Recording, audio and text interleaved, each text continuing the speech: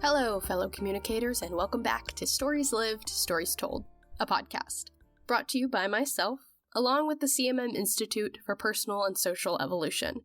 Together, we are working to make the communication theory, known as Coordinated Management of Meaning, or CMM for short, more accessible to the people who can benefit from it, which is you, and all of us.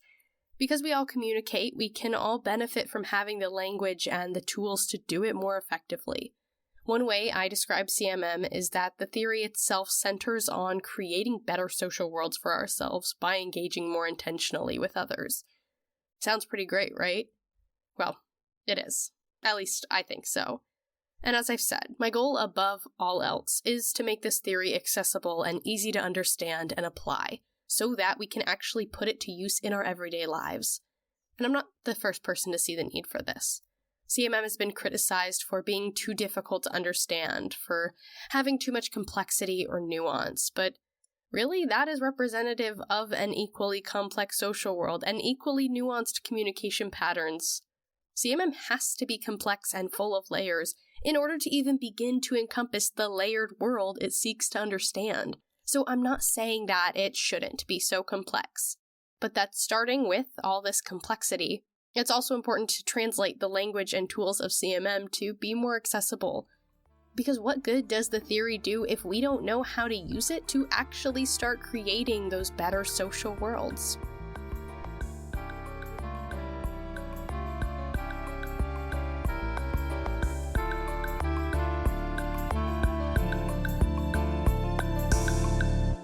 The way that the CMM Institute does this is by explaining CMM through three facets. These three facets are a perspective, a set of practices, and the goal of a better social life. I want to dive into this today because I think it could be helpful for us to have different ways to understand the theory itself. This is going to be a little bit of that meta-communication that I talked about before, since we're now looking at a way to understand how we understand the theory. But if we can keep slowly adding these layers one at a time, then we will have a simple way to tackle these not-so-simple concepts.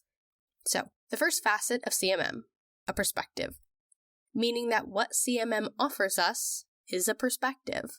This perspective that CMM offers us is about how we orient ourselves towards communication, stories, and our social worlds, how we are approaching these things. For me, the way that the perspective of CMM shows up in my life is that it acts like a lens.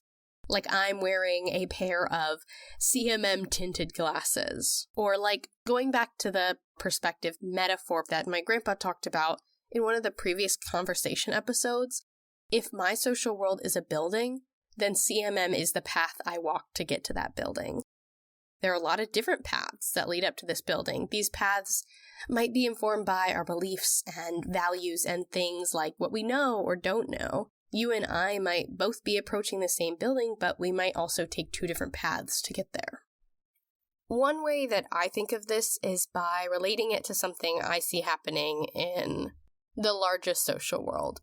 There are a lot of social injustices that happen all over the world that require huge change to overcome. Generally, these are deeply systemic issues. Issues that I will probably never see the end of in my lifetime. But that's not to say I think we're doing nothing right now. Yes, in order to fix a lot of these issues, it will take legislative action and real change, but something that I see happening right now that I think sets the stage for that real change is conversation. Conversations that are new. Right now, I see more conversations happening about things like climate change or systemic racism. Conversations that were not happening to this extent 20 or even 10 years ago. The second facet of CMM that we will talk about in a second is CMM as a set of practices. So in the same way CMM gives us a perspective and then builds actual practices on top of that, what I see happening in my society is that before we can enact real change, we're in a stage of developing a new perspective by engaging in conversations, by creating awareness and naming things that haven't been talked about. If you don't have the language to describe something you are experiencing, then there is no way to talk about it, let alone fix it. A lot of times we want to jump right into the action, and that's not a bad desire. But in order to give ourselves the best chance at using those tools and the best chance that that action is actually effective, we have to first spend time in the perspective part. So back to CMM. The way that the perspective of CMM differs from other comm theories is that it emphasizes looking at communication rather than through it, focusing on what is happening in the moment of communication rather than what happens as a result of communication. Does that make sense? Again, it's like in the conversation episode. My grandpa spoke about how he was really focused on the destination for a long time, that he missed the beauty of the journey. You know, that's a saying you might have heard, that it's not about the destination, it's about the journey. This perspective is kind of like that. If other comm theories are focused on the destination of where does communication get us, then CMM is about the journey of communicating itself.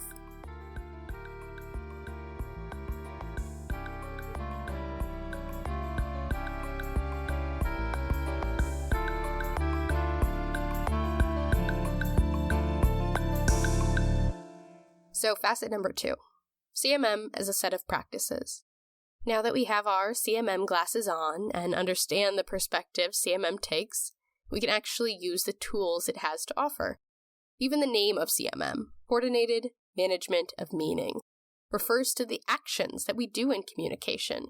We coordinate with others to manage the meaning we make. But that process isn't always easy. So we need the tools of CMM to do those actions of coordinating, managing, and making meaning better. The practices that CMM gives us include the models that we have already talked about in previous episodes, the daisy model, loop, serpentine, hierarchy. A big part of the practice of CMM is beginning to view our interactions as part of a larger system, where we are serpentining through conversation, taking turns, and adding to the shared pool of meaning. Here, context is key.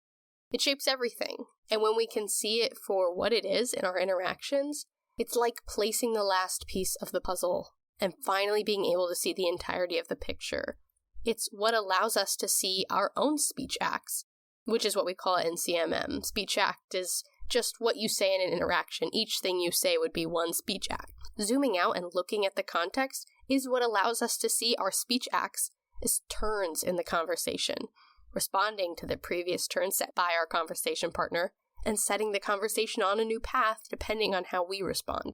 Another piece of the practice of CMM that I find compelling is the idea that we are curious participants, that we actively shape our social worlds, because whether we think that we are passive and powerless or participating and powerful, that affects how we show up to our social worlds. We have to get into the practice of recognizing the ways that we are participating and contributing. Another practice of CMM is looking for patterns, seeing the turns in the conversation and the impact of multiple contexts to see what pattern is being formed. And since we are participants and not passive observers, we then get to decide what pattern we want to create and actually take the action to create it. The practices of CMM revolve around empowering us in our communication.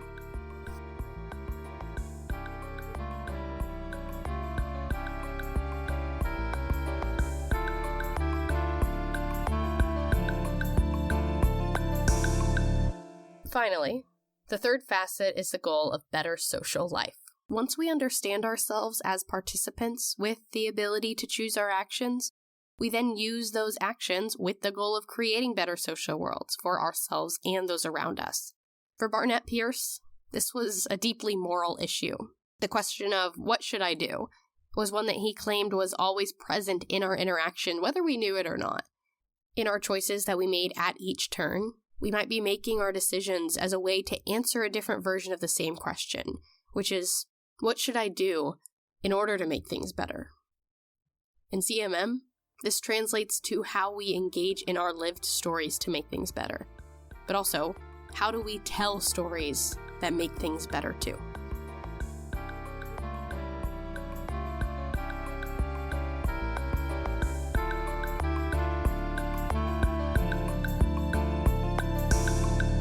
A perspective, a set of practices, and a goal of better social worlds.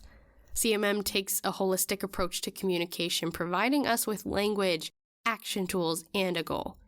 To me, I think this can answer the question of what does CMM do for me? These are the forms that it takes in our actual communication, not just in theory, but in practice too. So let's really consider that. What does CMM do for us? How does CMM as a perspective show up in our lives? Where are the practices of CMM coming to play? How does the goal of better social worlds affect our choices? Well, that's all for today. As always, I'm Abbie, and thank you once again for joining me for Stories Lived, Stories Told. And thank you, all my fellow communicators, for asking questions, for being curious, showing up, and desiring to create better social worlds. Bye for now.